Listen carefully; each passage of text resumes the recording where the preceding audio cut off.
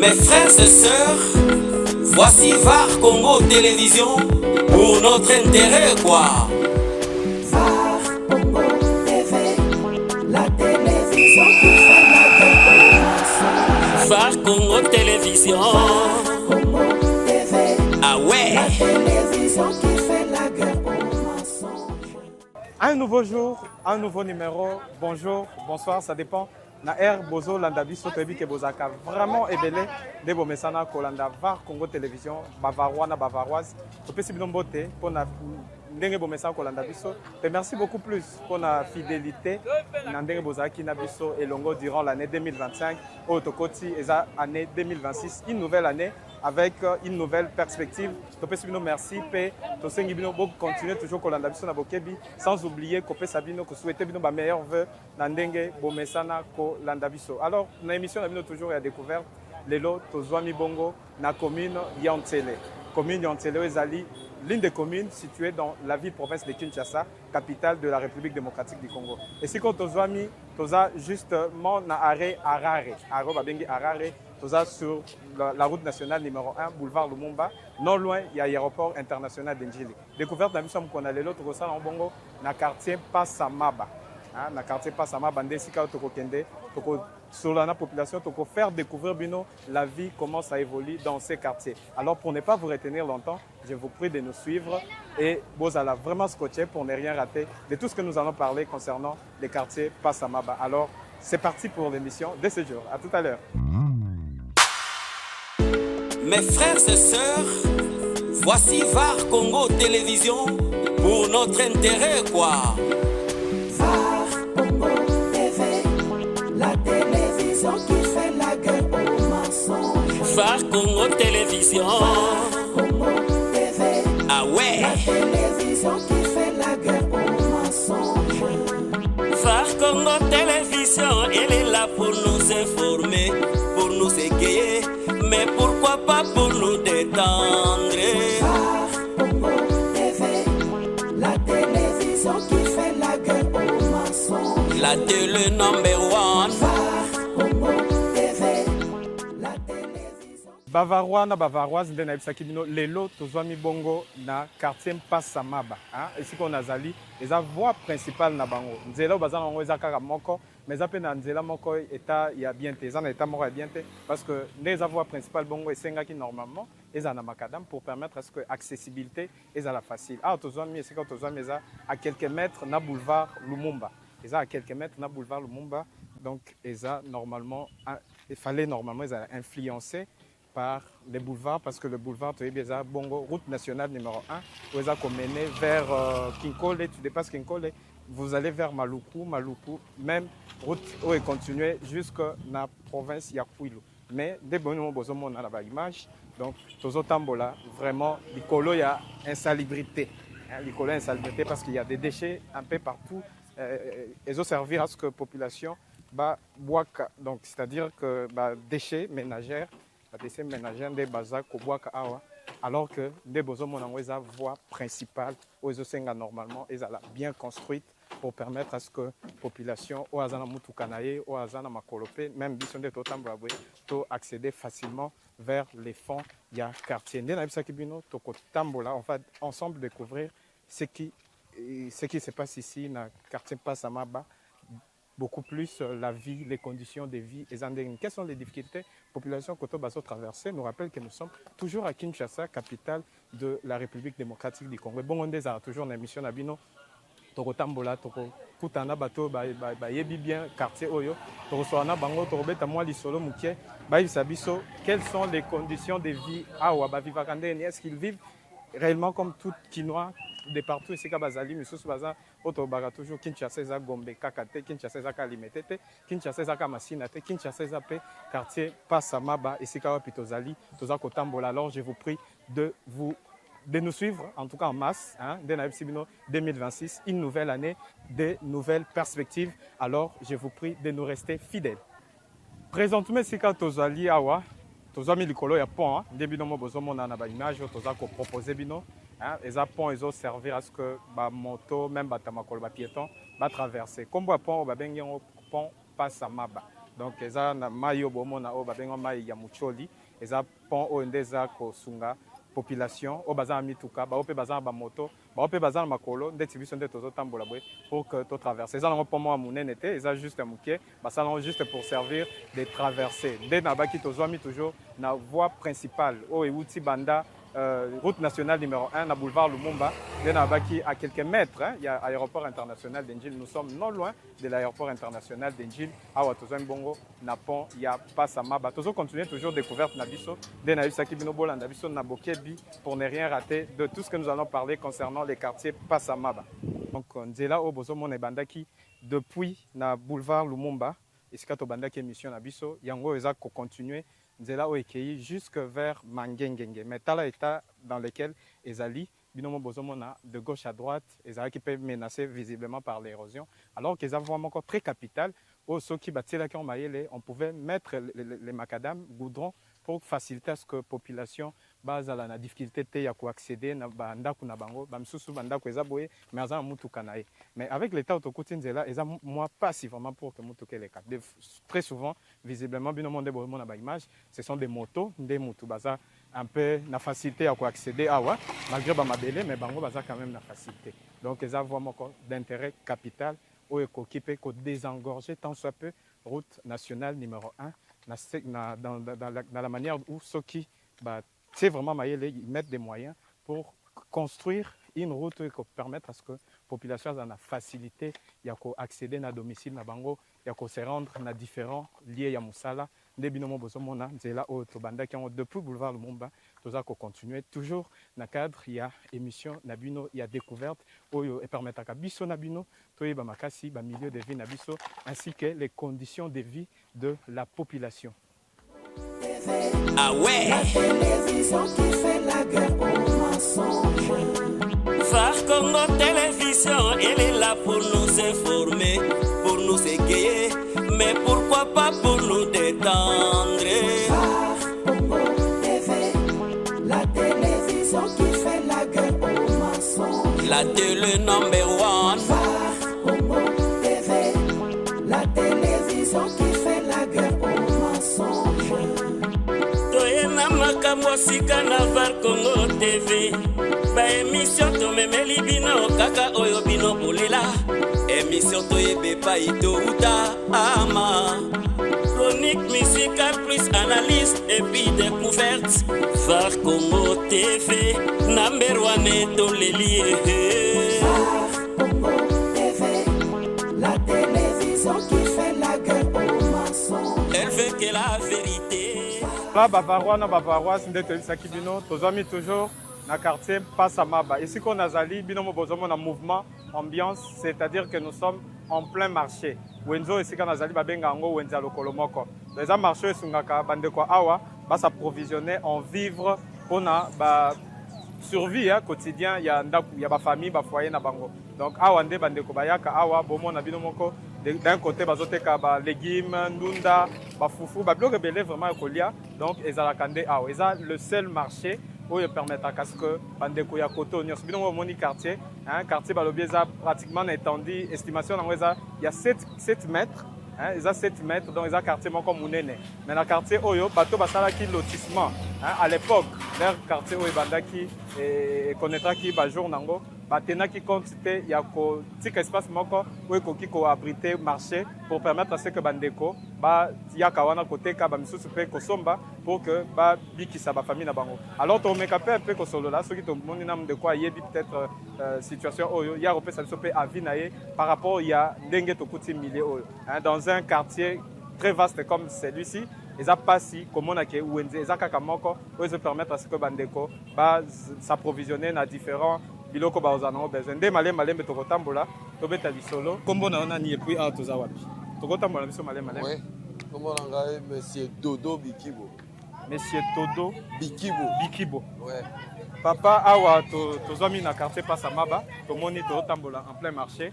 Alors koki ko expliquer biso d'abord ndenge nini awa ba activité et ça par rapport au marché. Et puis est-ce que ça le seul marché dans quartier Oyo? Oui.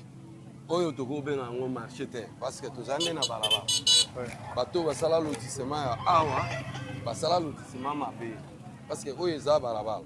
bon tala ba condition o ba bazo tekela dans l'autre temps moto ekoko leka nini ekoko leka ba koko tout à moto et puis bon ba denrées alimentaires par exemple oui singa ikoteka mawa il faut moto akene somba ngo na grand marché akene somba ngo ba dépôt ya minene ba bilo aya na ngo mais akoya na ngo na ba bwani na koko ya na ngo et puis wenze yango ya biso yango siko awa eza na espace te o ba prévoyaki mpona kosala marché okopusa na biso boye eza na espace te ba prévoyaki espace eza te parce que bato basala lotissement ba prévoyaki wenze te ba prévoir pe terrain mpo bana ba jouer football eza te ba école oyo ezali awa lokola ekoma na Kinshasa ba école lopango ya moto ekomi école bon pendant la récréation bana bakoki komi se réjouir wapi donc difficulté eza makasi na bacondition wana parce que bana tokoyedike bango ndenge nini tala modèle ya wenze donc oyo biso nde tomona bavarois na bavaroise eza marché moko tokobenga pirate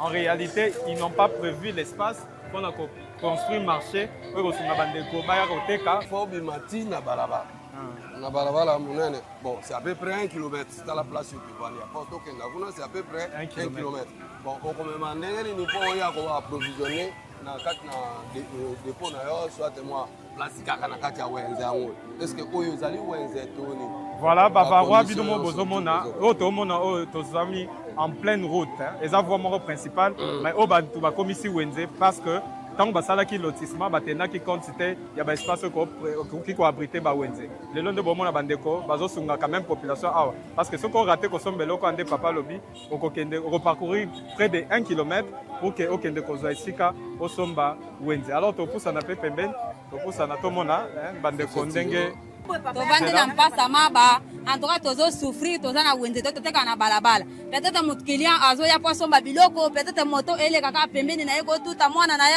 akoza na mwana aye na wenze to toza na posa toza na nzela te toza na posa ya wenze toza na posa nzela to tomonaka pasi po tobima tokoma na prince po tozwa transport tobima pasi ka tobima bitabe tozaka na pasi toza na posa wenze toza na posa nzela babilo na bino botekaka ngo ndeni ezaka na prix ya se tozaka na prix ya se po okotia na prix ya likolo na longo asomba moto nyonso awelela nasomba natiaka ndeti babiloko oyo eza cher mai naoteka yango na moins cher parce que population eza ya malunga te bato baza na mapango na bango akota kote eza te mpo amona transport eza te akoya ndenge nini mpo amona mpo abimaka transport moto awa so ekomi na buto tofuta 5000 banda arrêti biso ndeti biso touti baoba ba 5000 na butu oye na 22 heures na mwa ozwa moto eza te mpo oza na mbongo moke mais transport baasengo eza cher toza na posa nzela mpo soki nzela eza mituka ekokota bakola mapango wana bakokota tokoma na population ebele nde toteka bien mais toteka bien te mpo toteka na souffrance. Voilà, merci beaucoup ndeko. Alors nde nayebisaka bino nzela eza parmi baaspect oyo ememaka développement rapide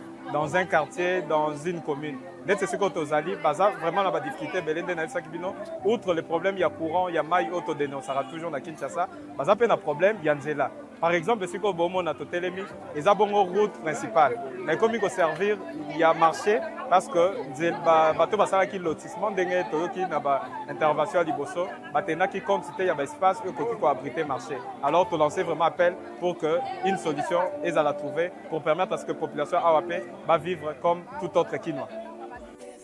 Ah ouais. La télévision qui fait la guerre aux mensonges. Phare Congo Télévision, elle est là pour nous informer, pour nous égayer, mais pourquoi pas pour nous détendre.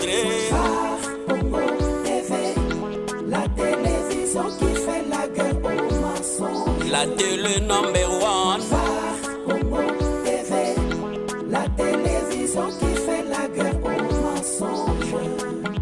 Toyena makambo sika na Phare Congo TV. Ba émission tomemeli bino kaka oyo bino bolela. Émission toyebe pa ito uta ama. Alors bavarois na bavaroise nde boyebi à chaque émission na biso deux fois on rencontre des personnes au baservaka biso des guides bango baza bongo ba notable ya quartier tout comme il y a milliers et c'est quand tozali kosa la découverte pour l'émission lelo tozo sa découverte na biso na quartier Passamaba. Ici, Pitokotani Pena Papa, Aza parmi les notables, à côté de Sabiso, Nani Azali, et avec Yepen de Torotambola pour que tout découvrir ensemble au Ezali Bongo quartier Naye, mais Aza peut accompagner nos collaborateurs Naye, et l'on a Bangomi Balin de Torotambola pour que tobetela bino lisolo ya quartier Passa Maba. Mbote papa. Mbote. Tokotambola biso malembe. Alors opesa biso kombo et puis oza nani? Kombo na ngai ezali Matiti Tosha. Nazali moko ya notable ya quartier Maba. Ndenge nazali. Oza notable ya quartier Maba. Poste nini vraiment okipaka réellement? Nazali chef de rue. Chef de rue. Alors, les autres états dans le quartier, tout d'abord, quartier Maba existe depuis Kala, ou bien il y a un quartier où ils font après découpage territorial, dengue et c'est qui va agrandir un peu ville province à Kinshasa. Quartier Maba est à Kala. Quartier Maba est à Kala et mon qui moi depuis 1996, car c'est implanté en gros en 1999. 1999. Ok. Voilà nani azaki comme leader ou apporter qui projet on a. Il y a implantation ou bien il y a ouverture. Implantation, et c'est là qu'il n'y a pas bourgmestre. Bourgmestre est chef à quartier Bambi, ou il y a chef à quartier Liboso, dans le quartier Mamba. Ils ont vu la réalité dans haut, dans le Monique quartier, ils ont qu'elle est malade moutée. Ils ont qu'elle est malade moutée, ils ont aussi 99 qui dans moi et l'eau, ils ont malongé zate, c'est une zélé enclavée. C'est toute la population qui est enclavée, dans le Bissot aux alliés dans haut. Situation nzela oyo eza depuis kala ou bien bino temps bokoti na bokomi ko gérer quartier tout comme avenue ndenge le besoin parmi ba notable beaucoup ta situation oyo ben ya après bino te biso déjà citoyen ndeto mekaki ko fongola nzela wana ko banda na nord na biso na quartier Harare ti molema leba leba nzela wana ezoko salama nzela ezoko salama ti lelo bakonzi oya biso bayeba teke quartier Maba ezali pour la tina ki bapesa biso maboko batela biso makadam na nzela oyo moni wana. Voilà, si on a quartier oyo bozan de tina banini ba activité ba infrastructure ya minene pezali école hôpital école eza pensate école ezate école ezoko mona boye ezali ya l'état te eza ba individu basali école na bango pelo yo poa azate ndeto zoluka mutu akotela biso poa na malobo tozoloba ekene pamba te epumbwa te kasi ekoma na esika oyo ekokoma po bazwa biso makanisi ya Passa Maba. Voilà, mes possibilités à visiter quand même l'école en tout à la paix. Bon, ndenge za to depuis. Mais de l'autre côté l'école monsieur les allés. OK. Voilà, alors tozo tambola malem beto découvrir ensemble de tobeti solona papa côté au bino bozo mona ba image bana nous sommes en plein midi hein, c'est déjà midi à Kinshasa. Bana classe babimi mi suspect bazo kokende ba kelasi na bango. De papa uti koloba c'est parmi les notables hein, aza chef de rue à na quartier Maba. Alors, il y a un quartier que l'école, la plupart des bateaux détenir monopole, il y a éducation, ce sont les privés. Donc, il n'existe pas encore jusque-là. L'école, il y a émané le pouvoir, c'est-à-dire l'école, il y a l'État qui permet à ce que Bana Batanga, partout ailleurs, avec la gratuité de l'enseignement, ils ont permis à ce que Bana Batanga gratuitement. Mais l'école beaucoup plus, c'est privé. Pour que tu découvrir ensemble Dengue quartier Passa Maba bezali. Alors papa Dengue obito zotambola malembe. Est-ce que population ya awa bazaka vraiment considéré comme les Kinois par rapport à la vie quotidienne de bazo vivre? Bon, tout le monde en pensa te présent ndenge wana te awa ezo représenter le village yo mo zo ko mona ngo so ba considérer biso que za lokola ba Kinois ndenzela ifweza la yo mo zo mona wana vie za ndenge nini ndenge zo mona boy vie za yango te on se débrouiller dans ndenge na biso kaka mais l'état atia maboko a implanté l'école na ye asala nzela ata projet nzela boka lisolo ata eloko moko toloba ka ndenge yo yewa na media na yo ba media mosusu baya ebele so bakiye ndenge tolobi wana basote biso bake kopesa bato mosusu awa boye basali badara so tali tronçon wana eza mokuse so tali terre jaune eza mokuse so tali BAT eza mokuse par rapport na biso oyo ya biso oyo eza na 19 km carré ya nzela oyo ndenge nzela oyo kobanda kuna bavarois na bavaroise nzela oyo bozomona eza esika tobandelaki émission place bomona biso totelemaki wana en passant par wenze mwa mokie tomonaki wana nzela oyo nde normalement poursuite nango yango. Donc ceux qui vont la macadam et que peut-être dans les jours à venir bakoya un projet à kotonga macadam normalement faut les cas. Mais tu éviter chef nandenge bato sombi banda kupembe est-ce que cause nécessaire ba l'exanzela et c'est ngaba buka bango ou bien ba kotonga kanzela bongo. Botomoni penzela za mwa munene. L'état kotika la l'état. eza na mesurage oyo ya balabala oyo ezali mokolo leta akoya akotuna banotable ya mboka balabala oyo eza komesure combien de mètres soki etombe ke oyibi balabala bakozongisa na nsima babuki yango soki eza na normal makadame ezokosalama puisque leta akotikala leta moto moko te aza likolo ya leta leta nde azali likolo ya motu nde omoni balabala oyo makadame ifo esalama bayeba mesurage nango lokola banotable nyonso bayebaka yango nde mokolo nde tokopesa mesurage ya balabala oyo eza ndeti ba combien estimation eza 16 mètres 16 mètres kobanda 16 mètres ya largeur ya largeur okay. Bon na longueur nango ezali à peu près de 19 km 19 km donc eza déjà na bacritérium mpona kosala nzela oyo permettre aske accessibilité et désenclaver mpe quartier na bino mais population baza awa baza estimé na combien est ce que boza vraiment population ebele ou bien baza nanu tozali na 93 842 habitants wana statistique récent ou bien wa récent eza récent voilà chaque jour faut koactualiser. Voilà ndenge papa uti koloba awa toza en pleine voie principale eza nzela moko ya munene d'intérêt vraiment oyo tozomona eza très capital soki tokoloba bongo parce que soki une fois que projet ya nzela eza installé et que mettre en œuvre et permettre à ce que non seulement ko désengorger mais ko rendre peu accessibilité facile bandeko mosusu bakouta peut-être auti je sais pas moi maluku azana besoin akota boye tout comme pe akoki kosomba lupangu na ye atonga avant d'aller calmement mais problème ya accessibilité nde eza ko poser un sérieux problème difficulté beaucoup plus majeur yangwana en dehors ya ba problème ya courant ya mai o ezaka toujours eza un peu fréquent na Kinshasa bien que la capitale de la République démocratique du Congo, surtout que tu à quelques mètres de l'aéroport, à quelques mètres de l'aéroport, ils ont un lien stratégique, milliers d'habitants normalement, ils ont un millier développé, courir zali, nzele zali, ils permettent parce que activité, vie et rouler normalement comme partout ailleurs, tout le monde a la place, mais na Kinshasa, dengue et zalaka. Alors bino awa, est-ce que ça peine à terrain vide ou bande comme ça, il y a peut talibiso peut-être, ils ont besoin somba, ma belle na ya tonganda, vous en tant que l'un des notables et l'on est par rapport à ça. Bon, en réalité, dans le biso tozali, ba terrain vide des ali sous-souté. Comme on a terrain vide, il faut que kuna et sika ba 19 km carrés que kusuka kuna et sobe zali c'est to bien au flore na foule. Kuna population jusque là azanante. La population bazali mais et sobe zali. Auto bengi flore na foule lokola zamba pe za kuna o ba kana obuka. Moi, biloko bato bakolia misili banini ndenge ezali kuna. Donc côté nyonso terrain vide ezate espace vide ezate. Espace vide. O muta bakoteka muta sombi. So mokolo lopango nde akoteka. Beaucoup plus ce qu'on a terrain faut qu'il y jusque vers kuna plus 19 km. Sobe ezali. Mais kuna courez ezali mai ezali. Kuna mai ezali kaka ya rivière o ezoko kita. Mais na ba forage ve ma o bazana possibilité pe bâtir. Voilà bino moko boyoki nde tolobaka TV za radio te au travers des images autoza ko proposer bino bozomona bino moko qui représente aujourd'hui les quartiers Passamaba au eza quartier moko et depuis pe et bandi eza kodaté c'est un quartier oyo ekoki ko mériter image auto mona lelo te parce que eza nde na bino à quelques mètres.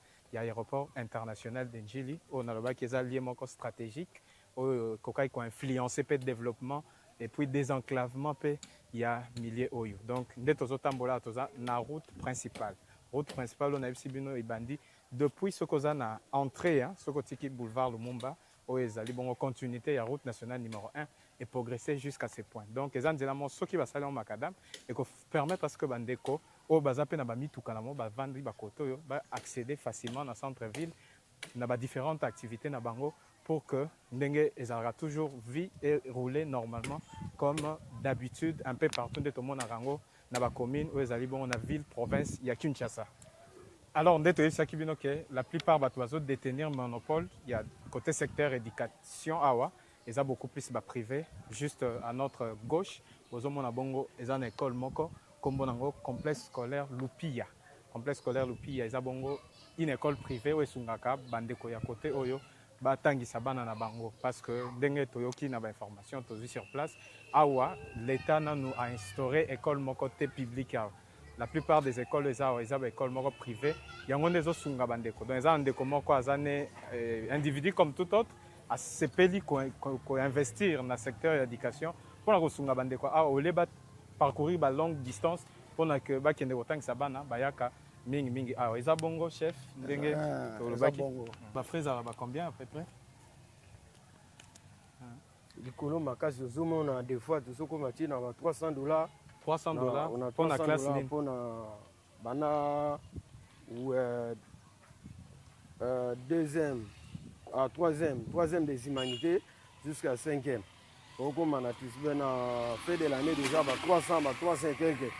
Ça toutefois tenir frère Mike wana au biloko Mike basengaka. Siko wana ezaka pour école ezabelete ou bien eza école mo eza viable ba conditions bien acceptables. Bon, quand pour école ezabelete pour l'école les belete bon muto asali école là et azopesa kaka commune da imposer montana et ils ont fait combien d'écoles estimation nombre d'écoles to kotambola miso malem nombre d'écoles na quartier na bino na quartier tokoza plus moins ataka na tuzana Lupia tuzana Eliazar tuzana Kivuvu tuzana Vie Abondante tuzana Lami donc l'école tuzana ngoka yango wana.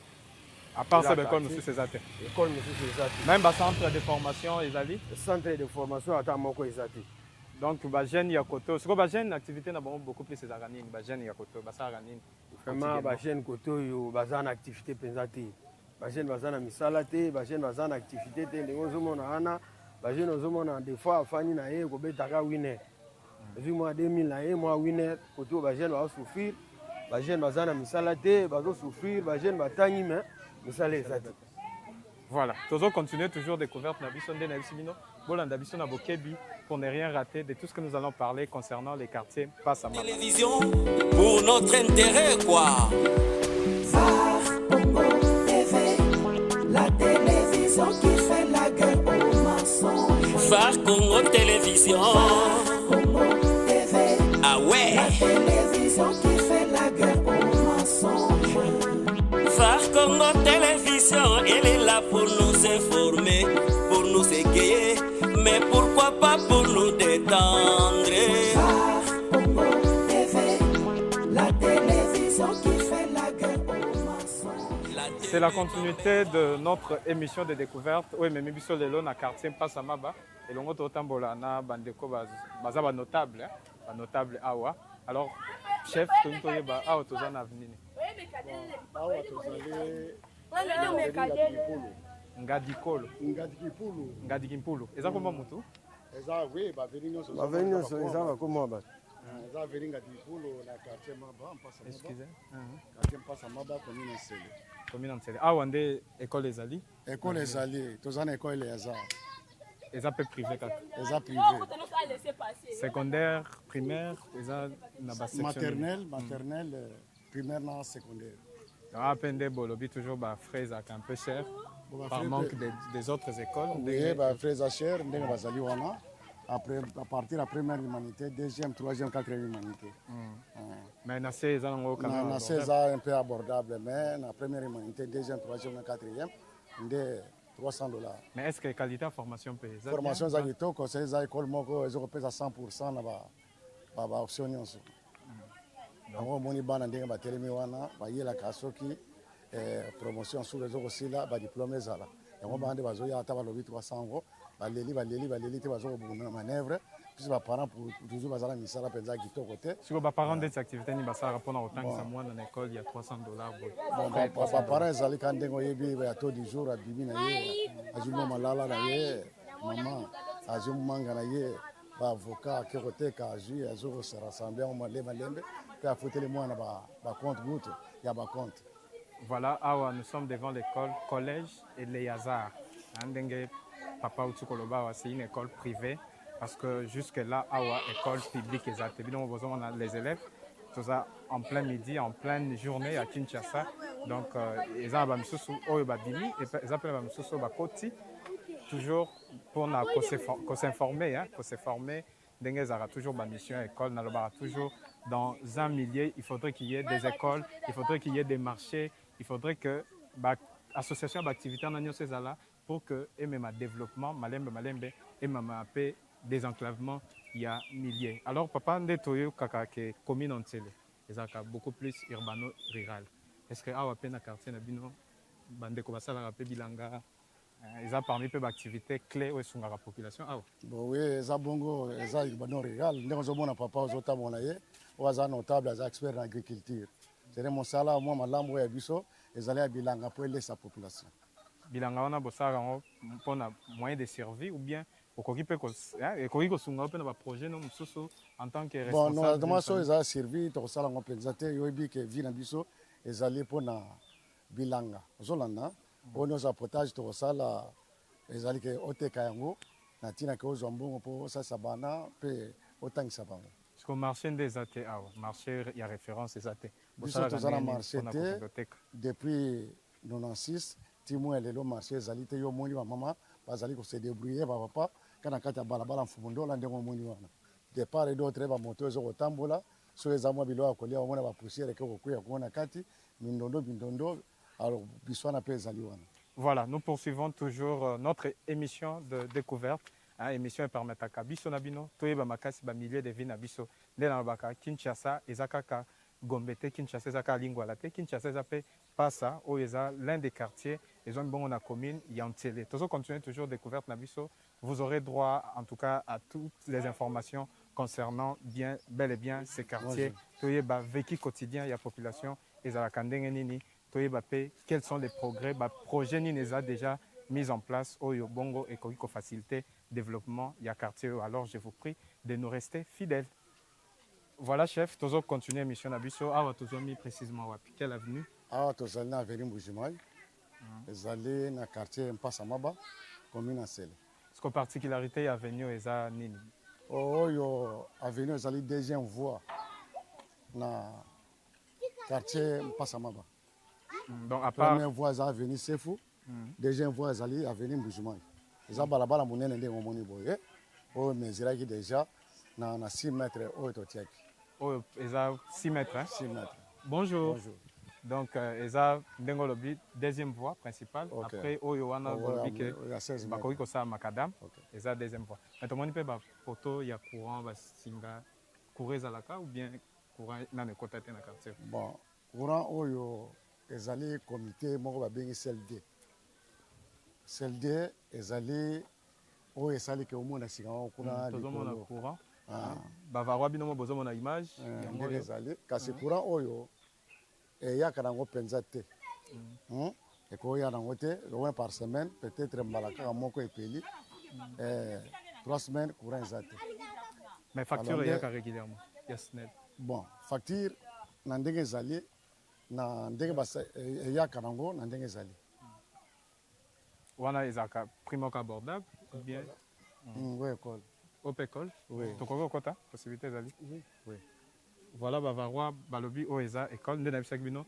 awa la plupart des écoles eza bongo baécole privée donc l'état jusque là nanu asali école te awa na quartier Mpasa Maba alors tokokota pour que tout le monde appelle quelles sont les conditions avec lesquelles bana ya côté oyo batangaka tozokota malem soki bakopermettre biso mpe tosola na direction. Voilà, toza toujours dans continuité, il y a émission d'Abisso, qui peut-être accéder à une école pour que tous appellent l'information, sauf que permettre à Abisso accéder, mais quand même, tous appellent un notable au Bayebi, d'une école d'une manière générale et fonctionnera. Awa, on va repérer cette mécanisme par rapport à l'école. Ce que tous appellent d'être notable, on est vraiment mieux placé pour repérer cette information. Awa, tu es dans le quartier Nabino, vous avez un problème de sécurité. Bon, bien sûr, tous on a un problème d'insécurité. Et ça là qui bobulu, makasi, bamula pe belé. Il y a comme un coordonnateur de la société civile, il y a comme une Nsele, monsieur Lebon Samana, Ndemutu, a sali que à 4 ans hémorragie, il y a kuluna oyo zaki osalamao. Ndenge total mina balabala nde tozoke ni wana, omoni ba jeune garçon bazalité. Après que a sali hémorragie wana, ba jeune oyo bazali ba jeune kuluna. Bazomona lisusu te na esika biso tovandi awa nde kimia ezali. Donc, on a qu'à les agir vraiment poser problème sécurité. À l'occurrence, il y a M. Lebot Samanwa, le coordinateur, il y a société civile dans Salé Morazi, il y a Kuluna. Voilà. Qui existait les sous-terres. Tous appelés papa. Papa les bons, Yozali bon coordonnateur du côté société civile. Alors, au coquille, au Pesabiso Makanisinayo, par rapport, il y a Ndenge Bo Vivaka, du point de vue sécuritaire. Vous avez des défis ou bien Bo Vivaka Nabino paisiblement? Pour un cas sécuritaire, c'est là qui vraiment coulou na makasi. Nous avons que tina ndenge tout le monde a venu pour société civile, tout ça qui gara, comme Mikana, comme ben sa légion pire, l'ennemi. Et bah qui vraiment bah au stopper m'enrager wana coulou les a sous-souté, ni les a donc moi sécurité côté na mon mouké. Mais tout ligne sécurité la sécurité mon trop dur et durable. C'est ça durable. Donc pour habitant na biso ba vivre bien. Ce problème de sécurité on est qui dû à quoi? Manque il y a emploi, chômage ou bien les gens va se réveiller un bon matin bah bandi comme ça coulou les qui vraiment raison ni les qui principale. Bon, raison principale sur total bien pour na musala ezate. Toi chômage ba jeune ba zo na kabo so ba fani OK ba meli ba whisky ba gene ande tsuko ba bano revendiquer ba ngomoko ba komi obuna mais so misala ezala ka so misala ye ba jeune ba zui misala donc hémorragie na coulou na ezala suki. Donc permettre à ce que mutunia mutu soit en occupation naie ake musala na ake cop naie azan attente ya ko agresser mutu tout ça. Okay. Donc il y a une des situations to kuti awa sur place toza toujours na venir Mbujimai toujours na venir Mbujimai toza ko avancer petit à petit pour na ko faire découvrir binomo bozomo na binomoko. Donc les quartiers moko vraiment habité des gens, il y a des gens qui ont construit déjà au Bazo Vandapé. Il y a aussi des maisons qui sont en pleine construction, un peu partout à Kinshasa. Donc, bien qu'ils aient enclavé jusque-là en 2026 au Toloba, un milieu non loin de l'aéroport international d'Injili, bien qu'ils aient continué toujours l'enclavement. Mais tout ça qu'on espérait, peut-être dans les prochains jours, avec le développement d'Engezoya Malembe, parce que commune à l'époque, ils avaient été, mais avec l'agrandissement à ville-province à Kinshasa, tout le monde a équipé. Tout ça qu'on espérait que le quartier passe à Maba Oyo et ça la développer dans les prochains jours. Pourquoi pas, tant que tout le monde a fait image Moussousou, il y a quartier. Ah, ils ont descente. Est-ce que Awape Nabutu pose un problème à la sécurité? Ici, le cas. Mais la place où il y a un pour un enclavement, il y a na mulili, il y a un jeune koulou, na babana ko batamaka, au baba na agressé batou. Éclairage public, éclairage public, exact. Aux hommes on a kaba poto, aux hommes on a snell. Aux hommes on a salaire fort, tu as ta ampoule, on peut zopelaté, courant bien pené zati. Donc tout ça na mulili ka palon wa musika tibaya ka, ils a déjà les kamuso et salemi, batou bako zana volonté à koya, mais distance. Moyen transport, banzele zama be tibabu na kababa noya. Bavarois Binomo Bozomona, nous sommes en plein 21e siècle, en 2026. C'est déplorable en tout cas. Comment on dit Tinzelo, Tozo Kita, ils ont descente, ils ont un ils mettent éviter na Boutou. Est-ce que la population va avoir une facilité? Il y a Kotambola, paisiblement, Moutaouti, Moussala, outil activité naïe, Azongi peut-être dans ça qui naïe, to éviter que ça n'a pas bien naïe, ils ont servir naïe moko. Est-ce que la population va avoir une facilité, on a accéder facilement? Tous Ubisomo et Yano. Au travers notable par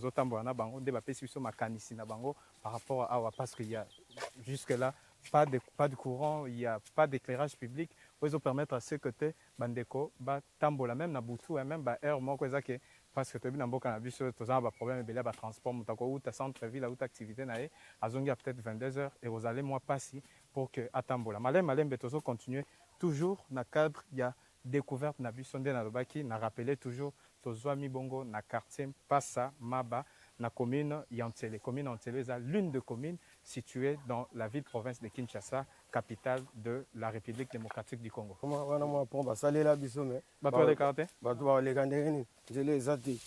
On y a ta poto. Donc je les soukia. Je les soukia. On a déjà point. Tout ça qu'on continue toujours émission na biso, cher notable awa tokomi wapi.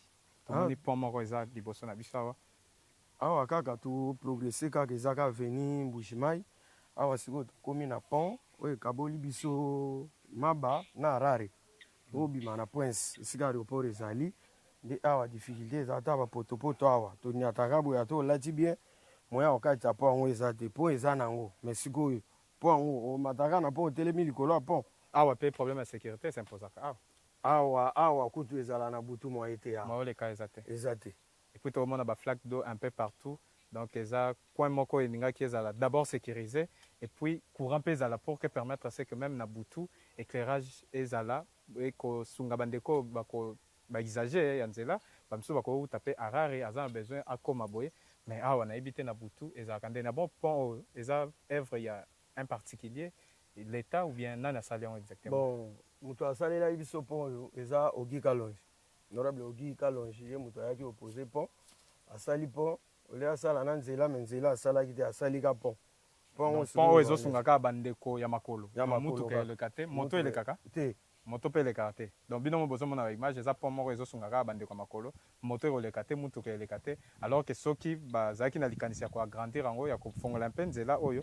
engaki mpe eservir à ce que edésengorger les deux autres avenues principales wana oyo tomoni na baimage na biso awa toza na avenue nini précisément tokomi na avenue Montali wana mpe kombo mpe kaka ya motu kombo ya motu parce que particularité ya avenue oyo à part avenue Mbujimai na avenue mosusu toleki awa particularité na bango eza nini baza na nini exactement badifficulté nini eza particulière mpona avenue Montali mpona avenue Montali oyo difficulté na bango eza net mayo ndenge eza boye moya okati eza te fe mbula ebeti awa awa eza rivière oui etondaka awa rivière yango oyo etondaka rivière ngo babenga kombo nini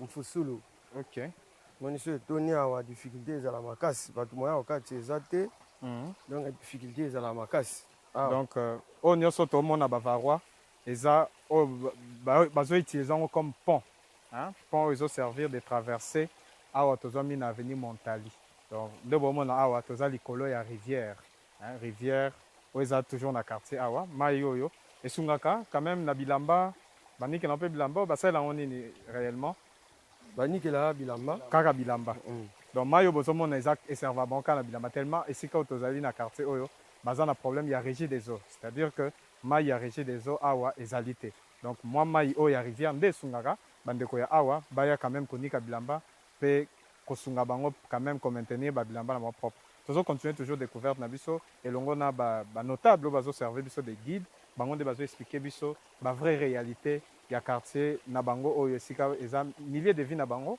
bamisusu bavandi awa depuis des années bamisusu mpe bakoli awa ti lelo bazovanda awa donc baza ndenge tozocomprendre déjà biso moko baza mieux placé mpona koexplike biso les vraies réalités oyo ezali awa na quartier na bango tobengi nkombo ya quartier Passa Maba oyo na bi eza situé à quelques mètres ya aéroport international d'Enjili. La télévision qui fait la guerre aux mensonges. Toyena makambo sika na Var Congo TV. Ba émission tomemeli bino kaka oyo bino bolela. Émission toyebe pa ito uta ama. Chronique musicale plus analyse et puis découverte. Var Congo TV number 1 tolelie.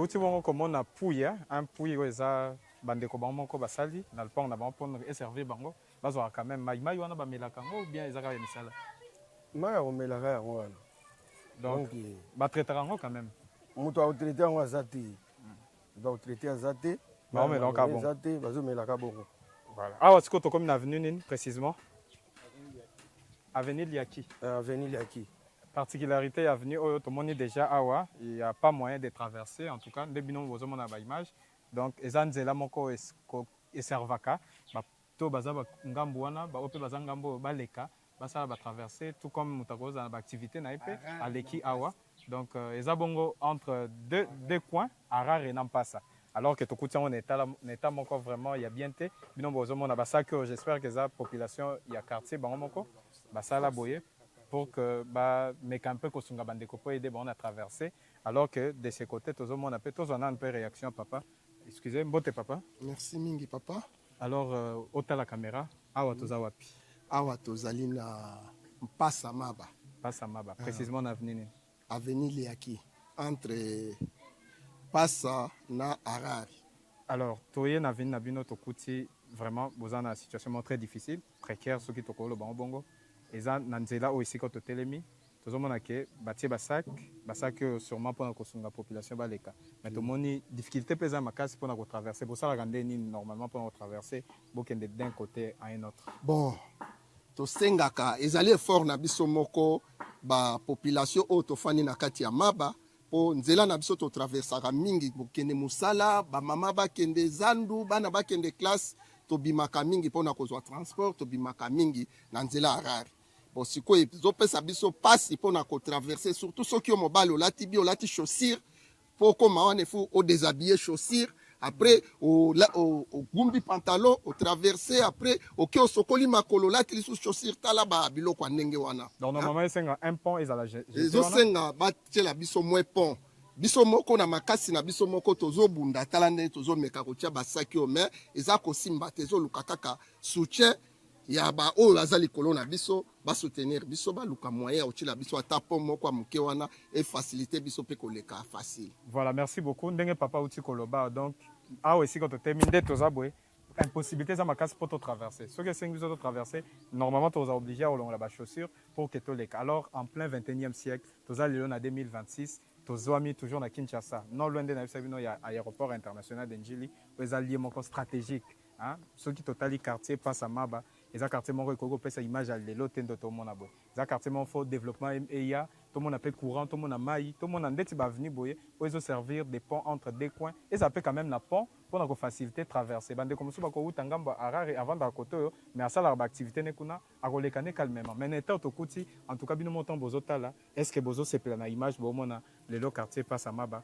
Bisoto lobby en tant que média binondé boza wana comme étant des autorités, des personnes mieux placées pour trouver des solutions na ba problème ya population de na ba Kinshasa ezaka gombete Kinshasa ezaka limité Kinshasa ezaka bandalte Kinshasa ezapem passa awa tozwami na quartier Passa Maba de na bina commune ya Ntsele.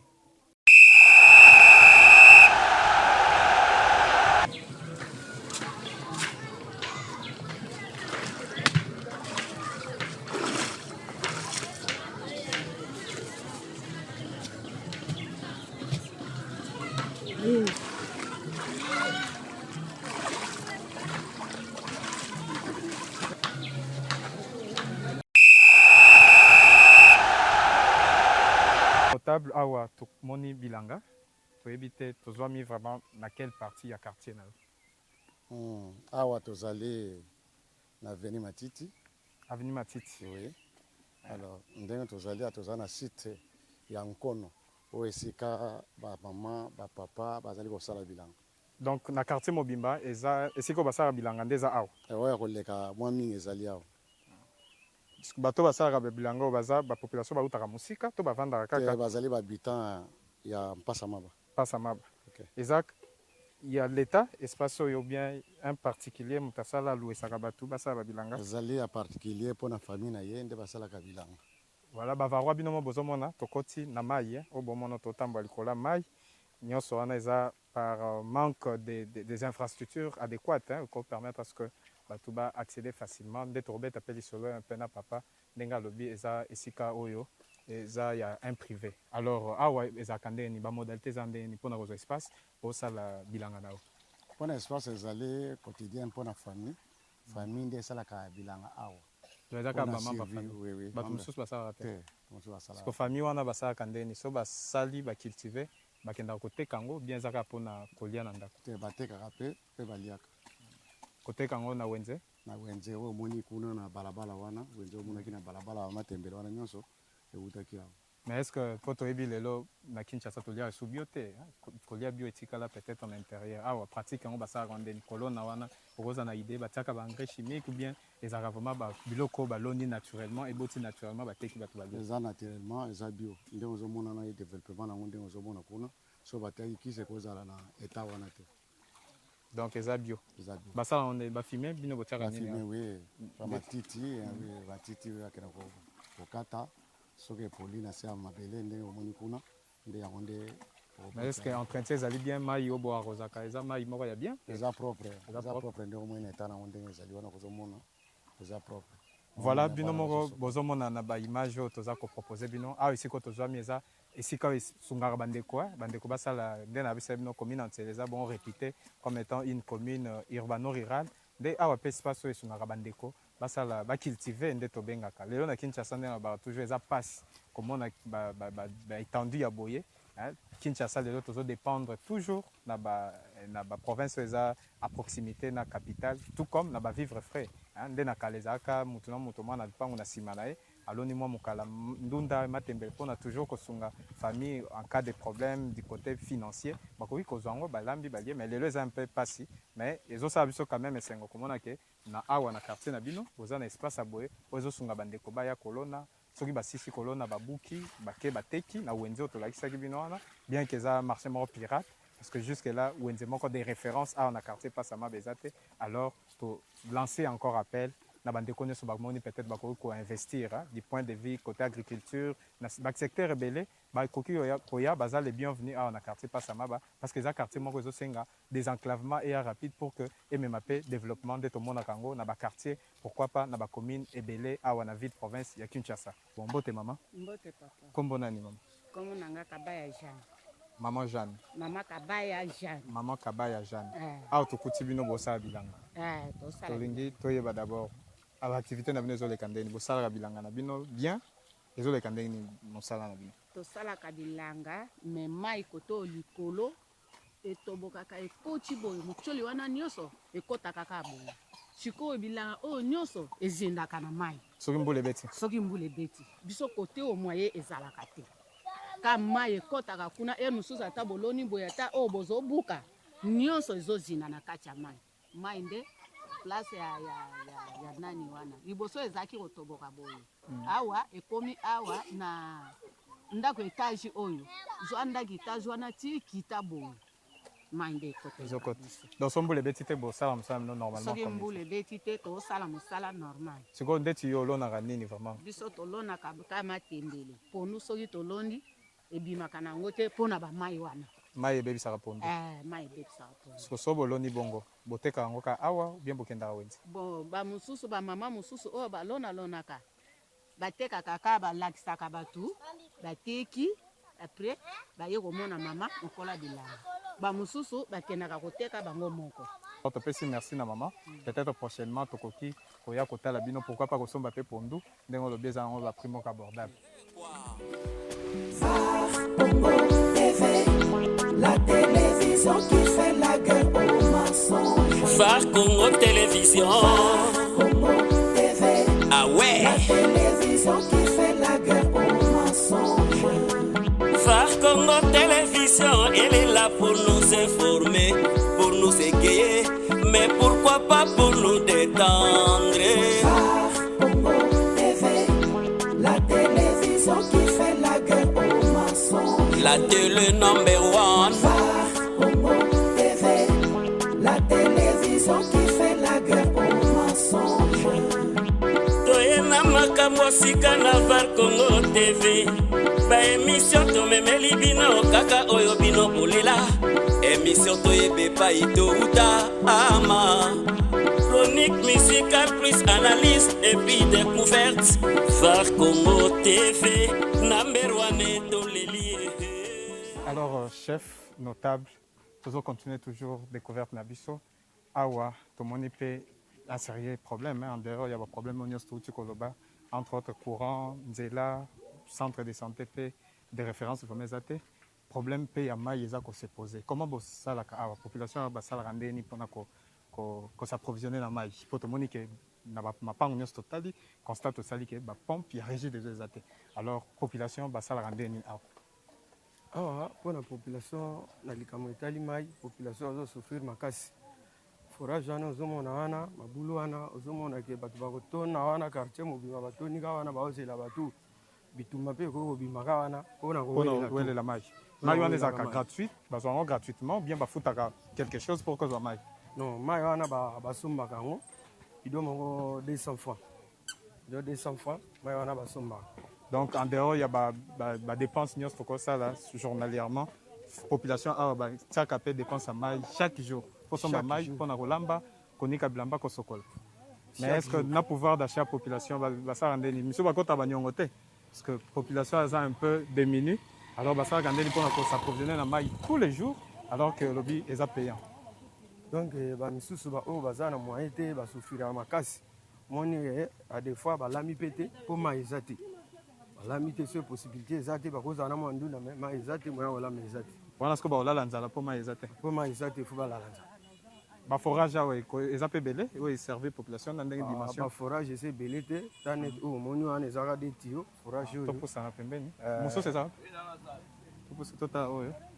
Quartier mobimba ba vivre aka pona forage au moko. Un don il y a privé ou bien l'état mtatiango. Ça don ya privé. Ça projet ya ki ya privé. Mon quartier mobimba bato kama ka awa. Neta ekangami.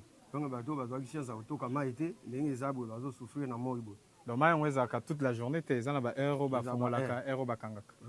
Et ba fongoli na 7 8 heures. Donc 10 heures déjà ba kangi awa to zela susu ti 15 heures.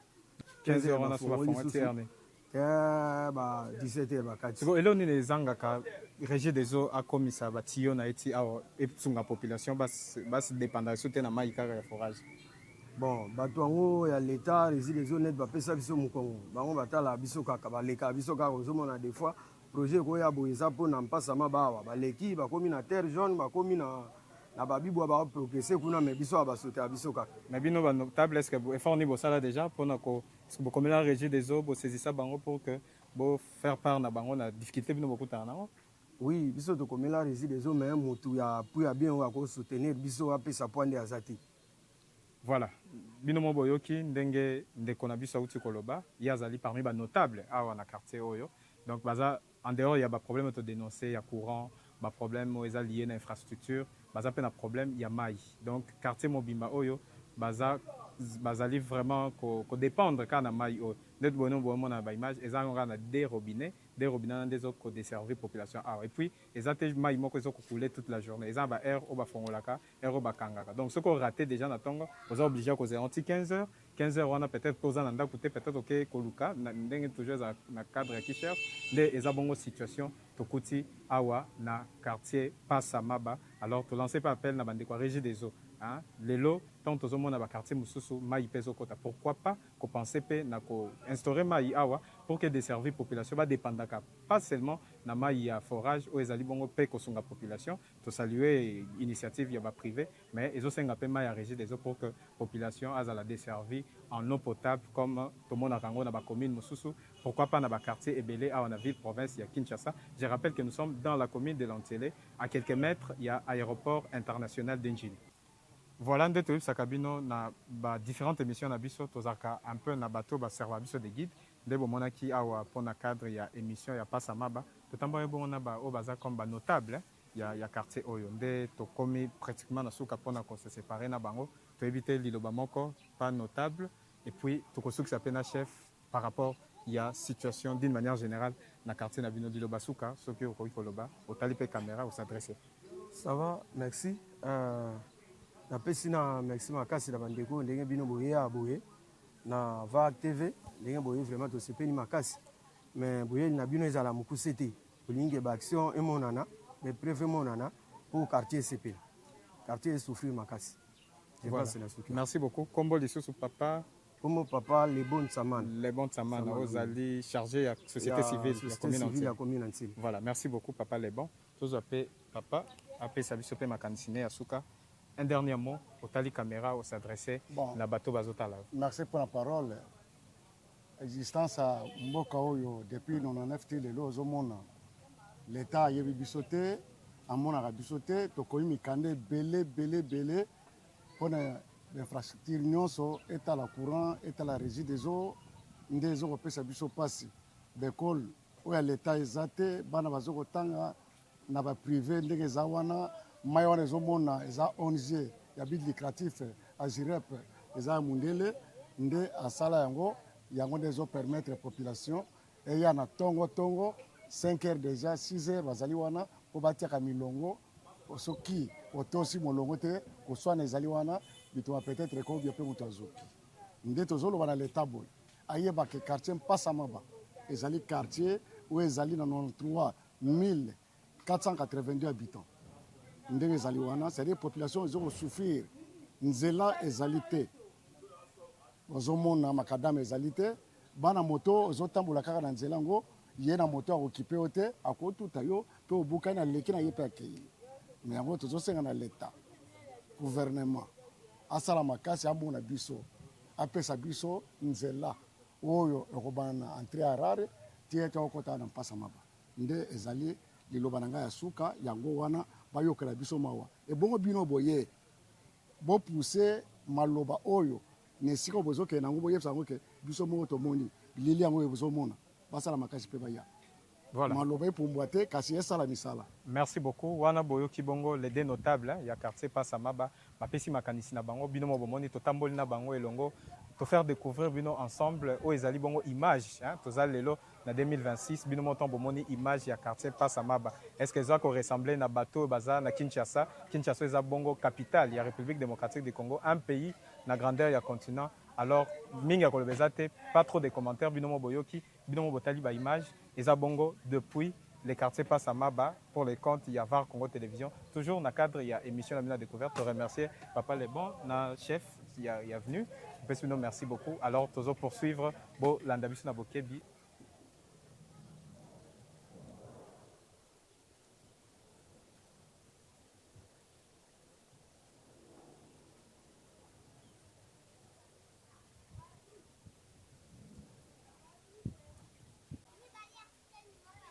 Voilà, messieurs et dames, nous poursuivons notre découverte. Nous sommes là, dans l'avenue Katakokombe, l'une des avenues, dans le quartier Passamaba. Quartier Passamaba, où est situé dans la commune Bongo Yantele. Alors, Tokoki, ko Bosanate, Bavarois, Ndenge, merci pour notre soutien Nabino durant l'année 2025. Vous avez vraiment pour nous soutenir, na ba motivation, ba commentaire, ba encouragement Nabino. Pourquoi pas ba suggestion Nabino, Tobo Sanité, Kopesa merci na Doris Pembele.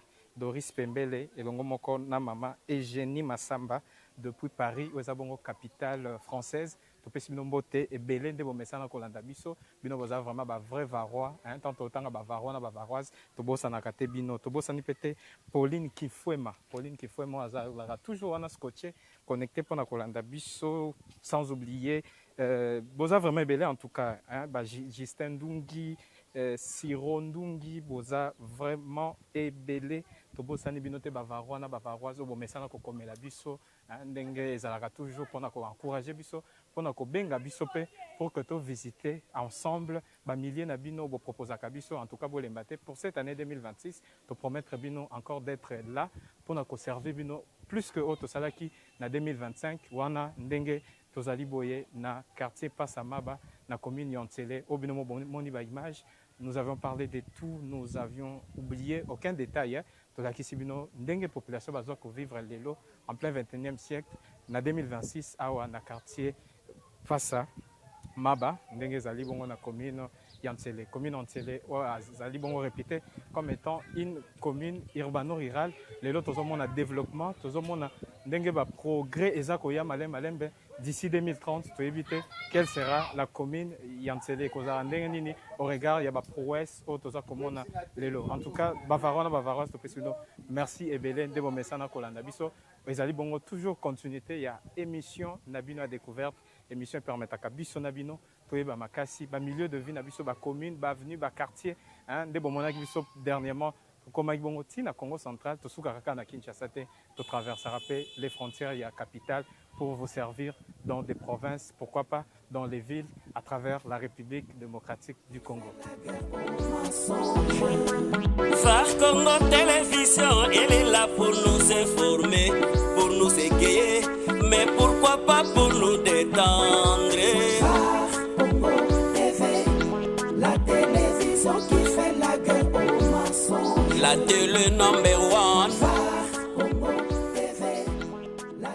Bavarois na Bavaroise tozwa misiko awa na avenue Mboyo oyo bongo l'une des avenues hein awa na quartier Passamaba nde bino mo bozomona au-delà ya enclavement auto outil ko dénoncer hein au cours ya émission du début jusqu'à cet instant Binon Bozomona, le développement, c'est vrai que c'est à pas des géants, mais à côté Moussoussou, ils ont un peu moins de difficulté ma casse parce que jusque-là, ce qui nous a les athées, et qu'on freinait peu développement, où ils allaient censés qu'on allait développer un peu rapidement parce que tout au long, il y a une mission, ok, nous sommes à quelques mètres de l'aéroport international d'Enchili, où il y a un lieu stratégique et qui facilement booster le développement dans le quartier.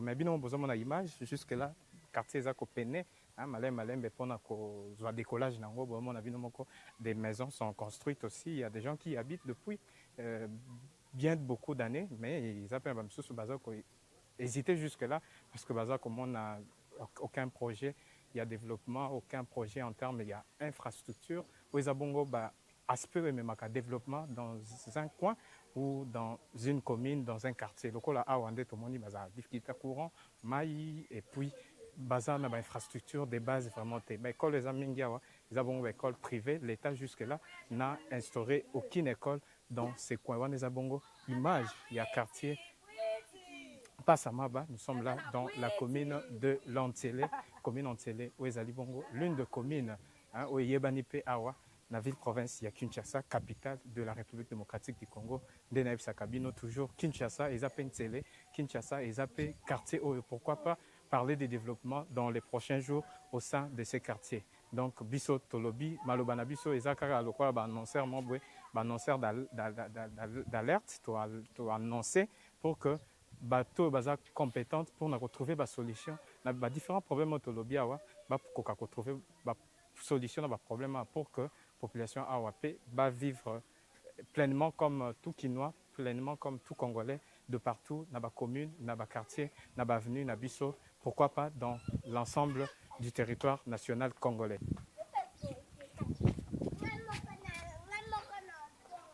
Voilà, pour les comptes de votre émission de séjour, OMMA Kibiso Lelo, dans le quartier Passamaba, nous sommes là dans la commune de Lantélé, Ouezali, l'une des communes situées dans la ville-province de Kinshasa. Ndeto Tamboli, Tobete Lumino Masolo, concernant ces quartiers, entre autres, Tolobeli a difficulté aux populations à traverser, Tolobeli notamment, problème, il y a pénurie d'eau, Ouezali, un problème majeur, d'un côté, au binomo derrière moi. C'est un forage qui est installé pour la population côté Bazouama, Yakosala, Bamisala, Kolambela. Pourquoi pas subvenir aux besoins quotidiens de chaque foyer. Alors c'est aussi l'occasion pour moi de vous dire un grand merci. Merci pour la fidélité, merci pour la confiance. Depuis 2025, les autres côtés 2026, une nouvelle année avec de nouvelles perspectives, toujours dans le cadre de servir Bino. Nabo Santé, remercier aussi la grande famille VAR Congo Télévision, en commençant par le DG GIB Sadi, sans oublier maman Mireille Lukombo, où accompagnera toujours papa pour nos conseils d'orientation, surtout beaucoup plus que soutenir VAR Congo Télévision. Nabo Sanité, les cordons, Nabo Santé, tous les journalistes ainsi que l'équipe technique où ils accompagnent Kabiso chaque jour. Alors, pour peut-être besoin de contacter, d'avoir encore de plus amples informations concernant les milliers de découvertes au Salaka, n'hésitez pas de nous contacter au plus 243 89 01 65 370. Nabandeli, plus 243 89 01 65 370. Vous avez bon numéro en privé pour que tu puisses avoir des informations d'une manière détaillée. Alors, depuis la commune de Lantélé au quartier Passamaba,